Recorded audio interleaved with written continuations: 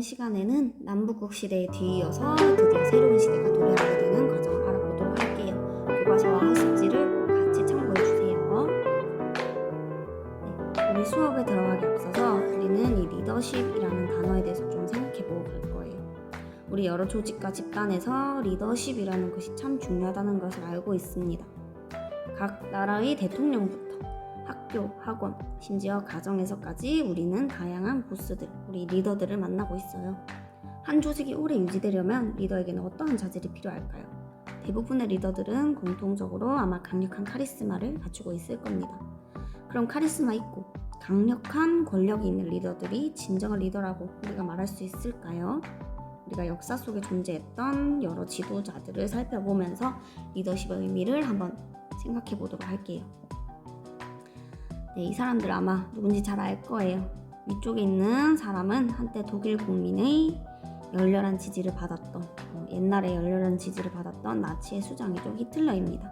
그리고 아래 사진은 우리가 잘 아는 저기 북쪽의 3부자들 3대째 독재 정치를 이어오고 있는 북쪽의 지도자들이죠. 네, 이들은 분명 강력하고 권위적으로 국민들을 이끌었을 겁니다. 우리가 이 사람들을 그런데 훌륭한 지도자라고 생각하나요? 네, 아마 그렇지 않을 거예요.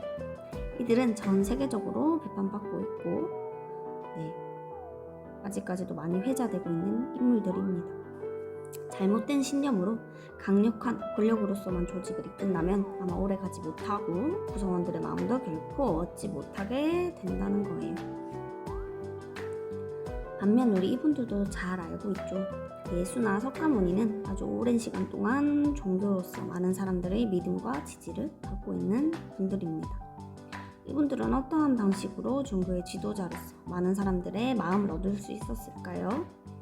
네, 넓은 포용력으로 많은 사람들을 품었고 지금까지도 많은 사랑을 받고 있습니다. 우리는 단지 힘과 권력만으로는 사람들의 마음을 얻지 못하고 조직이 쉽게 와해된다는 것을 알고 있을 거예요.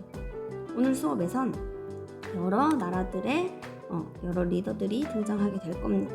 어떤 나라는 왜 금방 멸망하고 반면에 어떤 나라의 왕은 많은 민심을 얻어서 오랫동안 지속될 수 있었는지 우리가 리더의 자질을 살펴보면서 한번 배워보도록 할게요.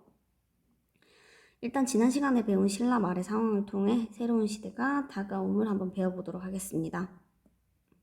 신라 하대의 사회 모습이 어땠나요? 네, 정치를 주도해야 할 진골 귀족들은 왕의 다툼에 혈안이 되어 있었고 사치 부리며 놀기도 굉장히 바빴죠. 이러한 정부 하에서 백성들은 어떠한 생활을 하고 있었죠?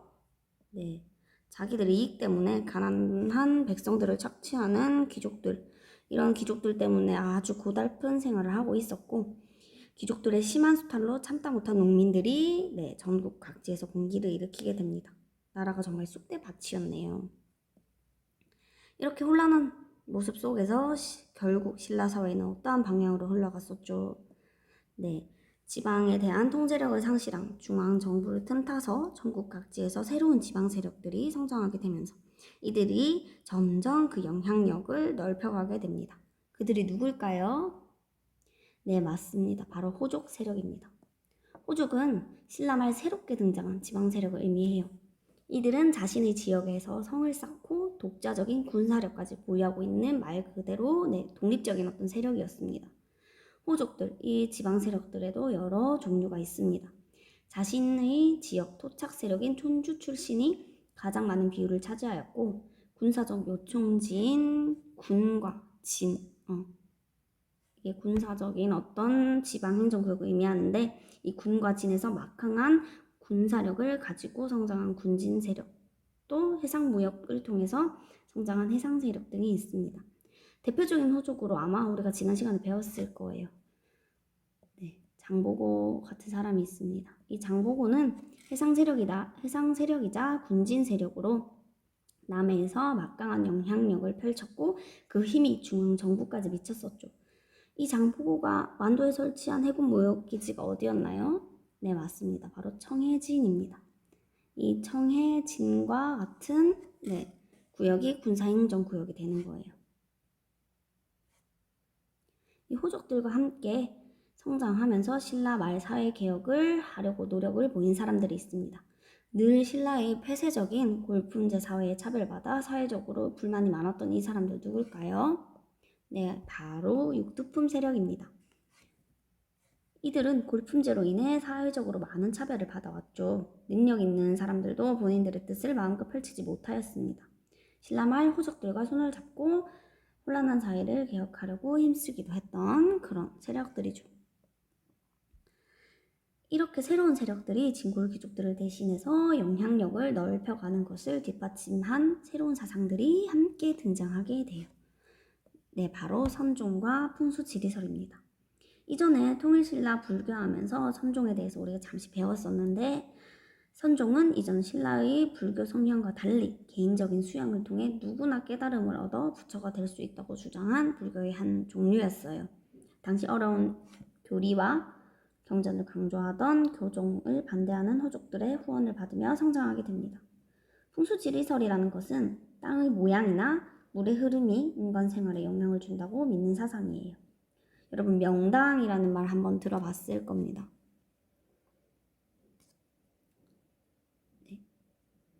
명당, 굉장히 위치가 좋은 기운을 주는 좋은 장소를 의미하죠.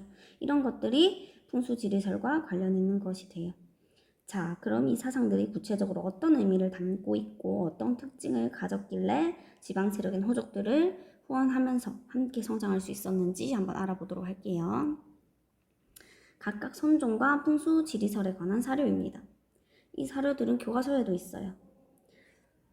여기에 이 밑줄 친 부분에 유의해서 한번 영상을 잠시 멈추고 읽어볼 수 있도록 할게요. 네, 자, 그러면 선종에 대한 사료부터 한번 같이 살펴보도록 하겠습니다. 밑줄 친 부분에 집중해서 글을 읽어보면 딱 봐도 선종에 관한 글인 것을 알 수 있을 거예요. 부처가 되는 것이 따로 있겠느냐? 참선과 수양. 그러니까 내 마음을 잘 다스리고 스스로 수양을 잘 하면 누구나 깨달음을 얻을 수 있고 누구나 부처가 될 수 있다고 주장하는 내용입니다. 이러한 특징이 왜 지방호족들을 후원하면서 같이 성장할 수 있었던 계기가 되었을까요? 네, 폐쇄적인 골품제 사회인 신라에서 중앙정부의 간섭을 떠나 지방에서 독자적으로 세력을 키워가던 호족들에게 너무나 좋은 기회죠. 자신들의 행위를 정당화할 수 있는 사상이 될 수 있으니 호족 선종을 적극적으로 후원하면서 성장하게 됩니다. 네, 다음은 풍수지리설과 관련된 사료예요. 네, 역시 밑줄 친 부분에 유의해서 읽어보면 금성은 땅의 기운, 즉 땅의 힘이 이제 없어져서 더 이상 수도로서 제대로 된 기능을 할 수 없다고 합니다. 여기서 금성이 어디일까요? 네, 신라의 수도인 경주를 의미합니다. 더 이상 수도는 제 기능을 할 수 없으니 새로운 지역에서 자리 잡은 새 인물이 장차 새로운 왕이 될 것이라고 예언을 하고 있죠. 아무래도 지방에 기반을 두고 있던 여러 후족들이 좋아할 것 같죠? 이 풍수지리설을 통해 신라 말에 수도 중심의 생각에서 벗어나 지방의 중요성을 강조하게 되고 이러한 부분이 지방에 기반을 두고 있던 호족들의 환영을 받게 되는 것이었습니다. 자, 이렇게 혼란스러운 사회 속에서 신라의 체제가 점점 무너져 가면서 지방에선 호족들이 성장하고 또 농민들의 전국 곳곳에서 봉기를 일으키며 나라가 정말 기울어져 갑니다. 결국 지방 세력들 중 몇몇 세력들이 독립해서 새로운 나라를 세우게 되고 드디어 후삼국 시대로 접어들게 됩니다. 혼란스러운 신라를 뒤로하고 옛 삼국의 영광을 되찾고자 백제와 고구려를 계승한 국가들이 등장하게 됩니다. 먼저 서남 해안을 지키던 군인 견훤이 완산주 이곳을 수도로 삼고 백제의 부흥을 내세우면서 900년에 후백제를 건국하게 됩니다. 이후 1년 뒤인 901년에 신라 왕족 출신 궁예가 송악을 수도로 삼고 후고구려를 건국하게 됩니다. 이후 궁예는 수도를 송악해서 철원으로 옮기고 나라 이름을 태봉이라고 고치면서 나라를 계속해서 정비해 가요. 이로써 후삼국 시대가 성립됐네요. 네, 그러나 이 후삼국 시대는 오래가지 못하죠. 네, 바로 통일이 되었기 때문입니다. 누구에 의해서 통일되었을까요? 네, 고려가 건국되고 이 고려가 바로 후삼국을 통일하게 됩니다. 자, 그러면 고려는 어떤 과정을 통해서 건국되는지부터 알아가 보도록 할게요. 네, 그 시작은 궁예부터입니다. 궁예가 나라를 세우고 어떻게 정치했어요? 네, 잘 알고 있죠. 짐은 미륵이라고 자처하면서 누가 기침 소리를 내었냐고 쓸데없는 것으로 따지고 막 관시법 쓸 수 있다고 말도 안 되는 이유로 사람을 죽이면서 굉장히 포악한 정치를 하게 됩니다. 심지어 자신의 부인과 아들까지 죽여버렸죠.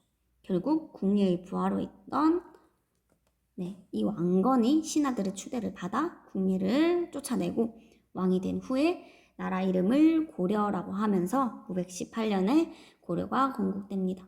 그리고 그 다음 해에 다시 송악으로 수도를 옮기게 되죠.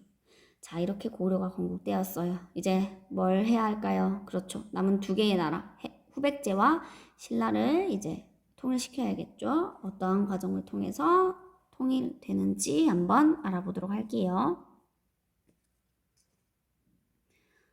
고려 건국 후 왕건은 후백제와 계속 대립하면서 후백제의 공격 때문에 힘들어하는 신라와는 우호적인 관계, 굉장히 사이좋게 지내게 됩니다. 네, 이러한 과정에서 이러한 와중에 후백제에서 왕위 다툼이 발생하게 됩니다. 견훤이 단 왕위를 막내 아들한테 넘겨주려고 하니까 이에 화가 난 첫째 아들 신검이라는 사람이 반란을 일으키게 돼요. 아버지를 금산사라는 절에 가두고 동생을 죽여버린 다음에 자기가 왕위를 찬탈해버립니다. 완전 패륜적인 행동을 보이게 되죠. 아들에 의해 감금된 견훤은 겨우 그 절에서 탈출해서 어디로 가게 되냐면 고려를 향하게 됩니다. 그리고 왕건에게 이제 견훤 개인적으로 항복한 후 이제 고려 사람이 되어요. 이후 같은 해 신라의 마지막 왕이었던 경순왕이 더 이상 나라를 유지하기 어렵다고 판단해서 신하들을 이끌고 왕건에게 항복한 후 나라를 넘겨주게 됩니다. 이렇게 신라를 쉽게 얻고 이제 후백제, 남은 후백제를 마저 통합하러 왕건이 가게 되죠. 네. 견훤이 떠나고 신검이 왕이 된 후백제로 이제 향하게 되는 겁니다. 네, 이미 왕위 다툼으로 혼란스러워진 후백제를 공격해서 멸망시킨 뒤 936년 드디어 후삼국을 통일하게 됩니다. 자, 그러면 저기 위쪽에 있던 발해는 어떻게 되었나요?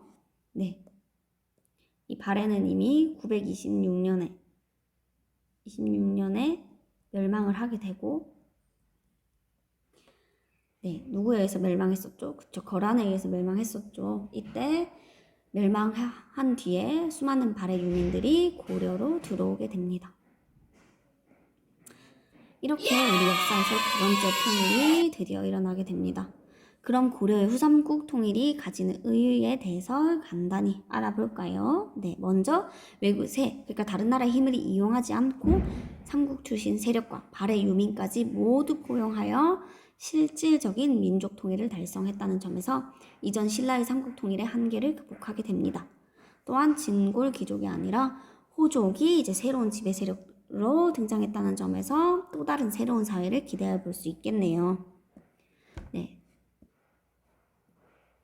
그래서 다음 시간에는 후삼국을 통일한 고려가 어떠한 과정을 통해서 성장해 가고 나라의 체제를 어떻게 정비해 가는지 배워보도록 하겠습니다.